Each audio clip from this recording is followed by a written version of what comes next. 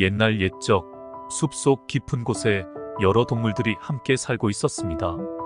그중 한 곳에 작은 연못이 있었는데 이 연못은 아주 맑고 깨끗해서 모든 동물들이 물을 마시기 위해 자주 찾아왔어요. 그 연못의 물은 특별해서 마시기만 하면 마음이 평온해지고 괴로움도 사라진다고 했습니다. 그러나 이 연못에는 특별한 규칙이 하나 있었습니다. 누구든지 연못에서 물을 마실 때는 절대로 소리를 내서는 안 된다는 것이었죠. 소리를 내면 연못의 맑은 물이 흐려지고 평온함도 사라지기 때문이었습니다. 어느 날 숲속에 살던 한 장난꾸러기 원숭이가 이 소문을 듣고 연못을 찾아갔습니다. 원숭이는 평소에도 굉장히 호기심이 많았고 이런 이야기를 듣고 가만히 있을 수 없었죠. 그래서 그는 연못으로 달려갔습니다. 연못에 도착한 원숭이는 맑은 물을 보고 금세 신이 났습니다. 이렇게 깨끗한 물이라니 한번 마셔볼까? 원숭이는 조용히 물을 떠서 마시려 했습니다. 그런데 물을 입에 댄 순간 원숭이는 자신도 모르게 후하고 큰 소리를 내고 말았습니다. 순간 연못의 물은 갑자기 탁해졌고 평온하던 분위기가 순식간에 사라졌습니다. 원숭이는 깜짝 놀라서 물을 뚫어지게 바라보았습니다. 이럴 수가. 정말로 소리를 내면 물이 이렇게 흐려지는구나. 하지만 원숭이는 포기하지 않았습니다. 다시 한번 해보자.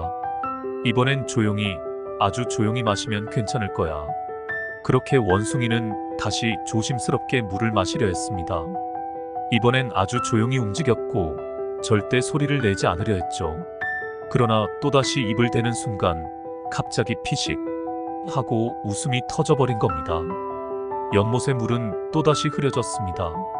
원숭이는 답답한 마음에 한숨을 내쉬었습니다. 왜 이렇게 소리를 내지 않고 물을 마시는 게 어려운 거지? 다른 동물들은 다 쉽게 하는 것 같은데. 그러던 중 지나가던 사슴이 연못으로 다가왔습니다. 사슴은 원숭이를 보고 말했습니다.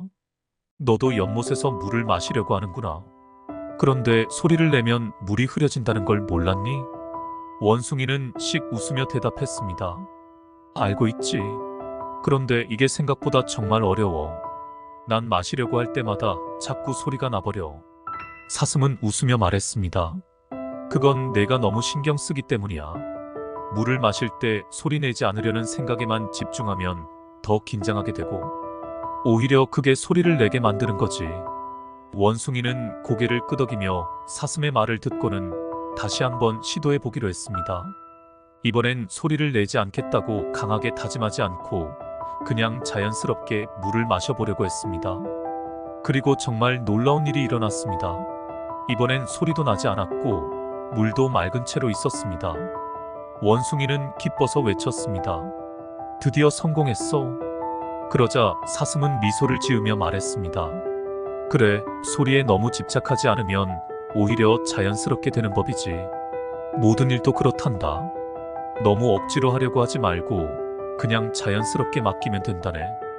그 후 원숭이는 그 연못을 자주 찾았습니다.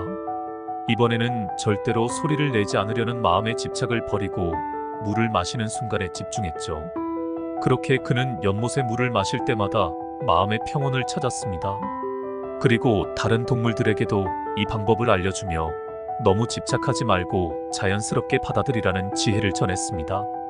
이 이야기는 우리가 삶에서 지나치게 무언가에 집착할 때 오히려 그 일이 더 어려워질 수 있다는 교훈을 담고 있습니다. 불교에서는 집착을 내려놓는 것이 중요하다고 말하죠. 집착을 내려놓고 자연스럽게 받아들이면 우리는 더 쉽게 평온을 찾을 수 있습니다. 오늘 이 이야기를 기억하며 편안한 마음으로 잠자리에 들면 좋겠습니다.